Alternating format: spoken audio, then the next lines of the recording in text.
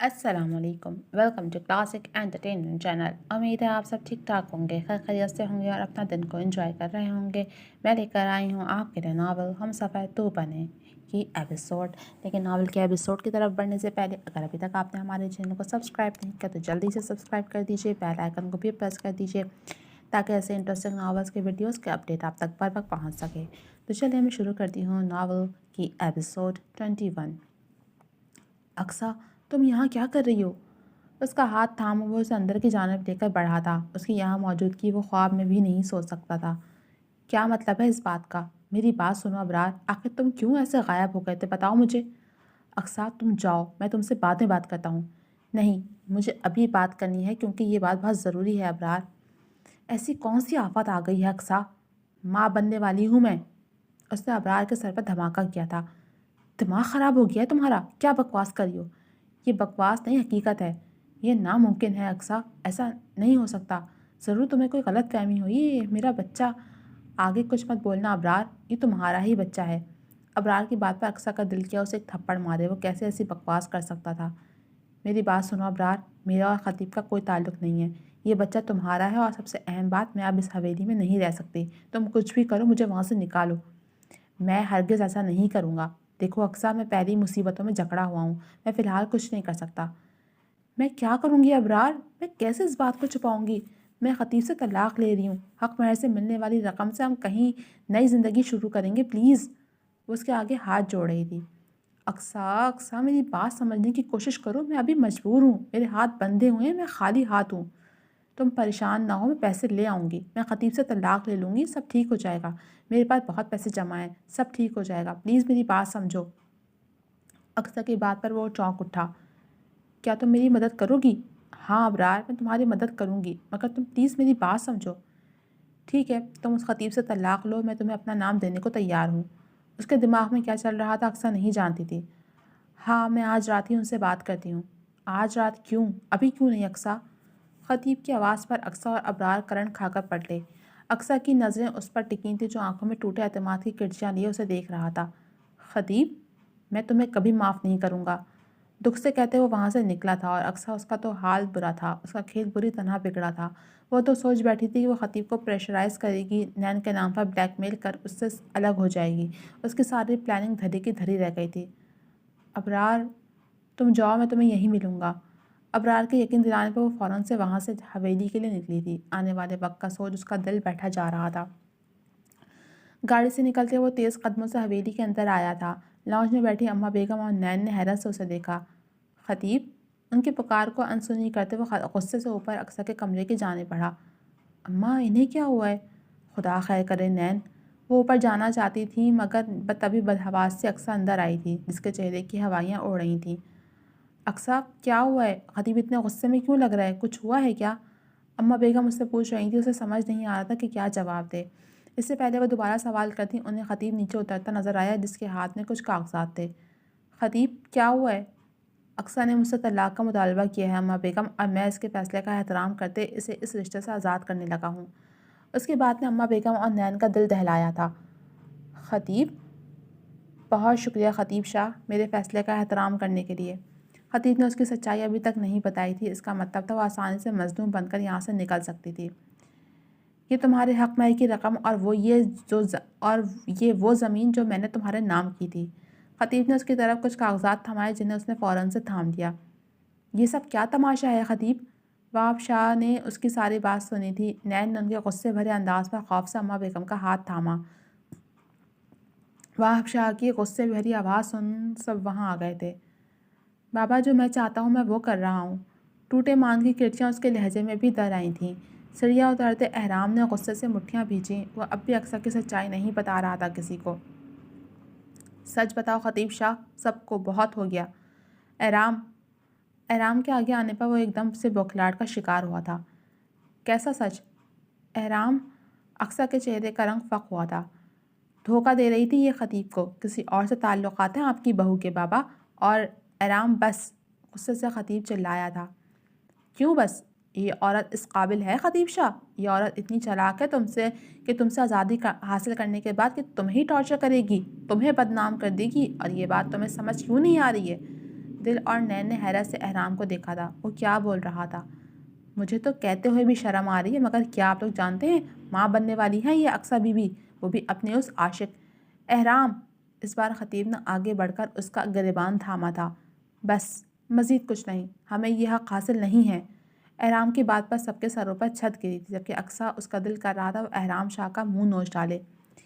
یہ کیا بول رہے ہو احرام، تم دماغ خراب ہے تمہارا؟ سچ بول رہا ہوں میں اقصیٰ بی بی، نہ جانے کب سے خطیب کو دھوکے میں رکھے ہوئے ہیں۔ خطیب سے شادی صرف دولت کی وجہ سے کی، ورنہ محبت یہ اس ابرار سے کر رہی ہیں، اور اب اس کے بچے۔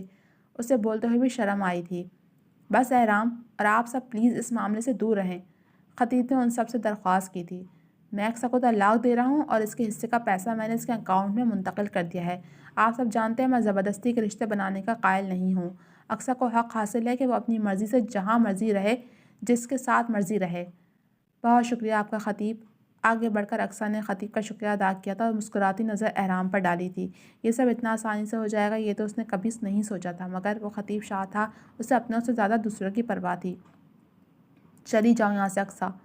اماں بیگم نے نفرت سے اسے دیکھا، جو ان کے بیٹے کے نکاح میں ہو کر کسی اور کے بچے کی ماں بننے والی تھی۔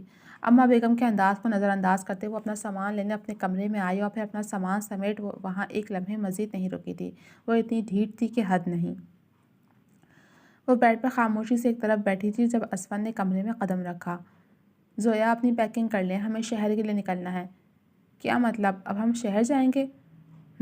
میرا گھر وہیں ہے اور میں نے وہیں رہنا ہے، کیونکہ اب آپ میری بیوی ہیں تو آپ کو بھی وہیں رہنا ہوگا جہاں میں رہتا ہوں۔ اسفند کی بات ٹھیک تھی، اس لیے اس کی بات پر سر ہلاتے زویا اٹھی اور الماری کے جانب بڑھی۔ جیسے ہی وہ اسفند کے پاس سے گزری، اسفند نے ایک دم سے اس کا بازو تھام اسے دیوار سے پن کیا۔ اس کے اس طرح کرنے پر زویا کا دل بری طرح سے دھڑکا تھا۔ اتنی لاپرواہ کیوں رہتی ہیں آپ مجھ سے؟ اس کے چہرے پر آئے بالوں کو کانوں کے پیچھے کرتے ہوئے اس کی جان نکال گیا۔ زویا نے بڑی بڑی آنکھوں سے اسے دیکھا، جو اس کے چہرے کے نقوش کو بغور دیکھ رہا تھا۔ میں نے بہت وقت دے دیا ہے آپ کو، اب گھر جا کر میں اپنی شادی شدہ زندگی کا باقاعدہ آغاز کرنے والا ہوں۔ خود کو تیار کر لیجیے گا میری شدتیں اور میری وحشتیں سہنے کے لیے۔ اس کے گال پر اپنے سلگتے لب رکھتے اس کی جان نکال گیا۔ خوف سے زویا نے اپنی آنکھیں میچی تھیں۔ دل تھا کہ پستیاں توڑ کر باہر آنے کو بےتاب ہو رہا تھا۔ 2 قدم پیچھے ہوتے اسفند نے مسکراتی نظروں سے اسے دیکھا تھا، جو کسی کبوتر کی طرح آنکھیں بند کے اس کے سامنے کھڑی تھی۔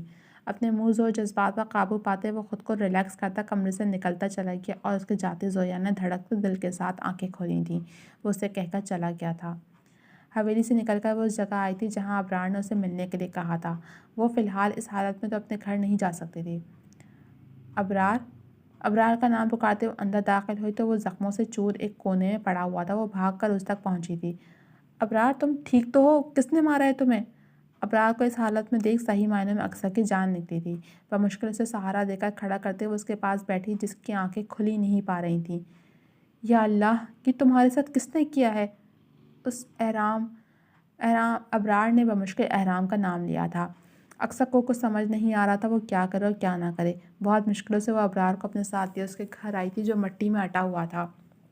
ابرار کو گندے پلنگ پر بٹھاتے وہ خود اس کے پاس بیٹھی۔ تم یہیں رہنا، میں دوا لے کر آتی ہوں اور کچھ کھانے کو، ابرار سے کہتی وہ واپس سے باہر گئی تھی۔ لمبی خواری کے بعد وہ گھر میں آئی۔ سب سے پہلے ابرار کو پانی کا گلاس دیا، جو وہ پڑوسی کے گھر سے بوتل میں لائی تھی۔ خوشی خوشی حویلی چھوڑی تھی، مگر اب حالات دیکھ وہ 2 گھنٹے میں ہی تھک چکی تھی۔ وہیں گندے پلنگ پر بیٹھتے وہ سر ہاتھوں میں تھام گئی۔ شروعات ایسی تھی تو آگے کیا ہونے والا تھا، یہ بات وہ ابھی تک جانتی ہی نہیں تھی۔ نین تارا نے کمرے میں قدم رکھا تو پورا کمرہ اندھیرے میں ڈوبا ہوا تھا۔ باہر تیز بارش شروع ہو چکی تھی اور تیز ہوائیں اس کے دل میں وحشت سی برپا کر رہی تھیں۔ باہر لگی لائٹ کی روشنی کمرے میں آئی تو اس نے بیڈ پر لیٹے خطیب کو دیکھا۔ وہ آنکھوں پر ہاتھ رکھے چت لیٹا ہوا تھا۔ نین تارا کو اس کا درد اپنے دل میں ہوتا محسوس ہوا۔ جو بھی تھا، اقصیٰ اس کی بیوی تھی، وہ تو بہت بعد میں آئی تھی اس کی زندگی میں۔ اس سے پہلے تو وہ اقصیٰ کا تھا۔ اقصیٰ نے کتنا بڑا دھوکہ دیا تھا اسے۔ وہ دروازہ بند کرتی خاموشی سے آ کر بیڈ پر بیٹھ گئی۔ سمجھ نہیں آ رہا تھا خطیب کو مخاطب کرے یا نہ کرے۔ خطیب! ڈرتے ڈرتے اس نے خطیب کو پکارا۔ اس نے آنکھوں پر ہاتھ ہٹا کر اسے دیکھا۔ نین تارا اس کے قریب ہوتی اس کا سر اٹھا کر اپنے پیروں پر رکھ گئی، اور وہ شاید یہ سہارا ہی تو چاہتا تھا، اس کے گرد بازو باندھے۔ ٹوٹ گیا ہوں میں نین۔ آپ نہیں ٹوٹے، آپ ایک مضبوط انسان ہیں جس کا دل بہت خوبصورت ہے۔ اس کے بالوں میں انگلیاں چلاتے وہ نرمی سے کہتے جھک کر اس کے ماتھے پر بوسہ دے گئی۔ خاموشی کا یہ دورانیہ طویل ہونے لگا تھا۔ وہ اسے اپنی آغوش میں چھپائے ہوئے تھے اور وہ اس آغوش میں سکون محسوس کر رہا تھا۔ وہ اس آغوش میں ساری زندگی رہنا چاہتا تھا، وہ آگے کا کچھ سوچنا ہی نہیں چاہتا تھا۔ وہ کھڑکی میں کھڑی باہر ہوتی تیز بارش کو دیکھ رہا تھا۔ اسے احساس ہی نہیں ہوا کہ کب دل کمرے میں آئی۔ ہوش تب آیا جب نازک باہوں کا حصار اس نے اپنے گرد بندھا محسوس ہوا۔ دل نے اپنا ماتھا اسی کمر پر ٹکایا۔ خیریت تو ہے آج؟ I am sorry. اس کے معافی مانگنے پر احرام نے اسے حیرت سے دیکھا۔ کس بات کی معافی جانا؟ اس کا ہاتھ تھام اپنے روبرو کرتے ہوئے اسے دیوار سے لگا گیا۔ مجھے لگتا تھا آپ خود غرض ہیں، صرف اپنا سوچتے ہیں۔ وہ شرمندگی سے کہتے اس کے چہرے پر مسکراہٹ بکھر گئی۔ وہ تو ٹھیک سوچتی ہیں، آپ کے معاملے میں تو میں ہوں ہی خود غرض۔ اس کے ماتھے سے ماتھا ٹکائے وہ جھک کر اس کے لبوں کو چھو گیا۔ شرم سے اس کے گال دہک اٹھے۔ آپ بہت بے شرم ہیں۔ اس کے سینے پر ہاتھ رکھتے اسے خود سے دور کرتے وہ رخ پھیر گئی۔ اس کے انداز پر مسکراتے احرام نے اسے پیچھے سے اپنے حصار میں قید کیا تھا۔ بے شرم کے ساتھ اور بھی بہت کچھ ہوں بیگم، کہیں تو ثبوت دوں۔ اسے گال دہکاتا وہ اسے سرخ کر گیا تھا۔ آپ کو شرم آنی چاہیے، خطیب بھیا کے ساتھ اتنا کچھ ہوا اور آپ… اس کے ساتھ کچھ برا نہیں ہوا، اس بات کا مجھے یقین ہے۔ اس کی بات پر دل نے جھٹکے سے رخ موڑ کر اسے دیکھا، جو اس کی نظروں میں سوال پڑھتا اس بات میں سر ہلا گیا۔ جی تو جناب، اب تک صرف اتنا ہی۔ کیسے لگی آپ کو یہ ایپیسوڈ؟ کمنٹ سیکشن میں اپنی رائے کا اظہار ضرور کیجیے گا۔ چل ملوں گی اگلی ایپیسوڈ کے ساتھ، تب تک کے لیے اجازت دیجیے۔ اللہ حافظ۔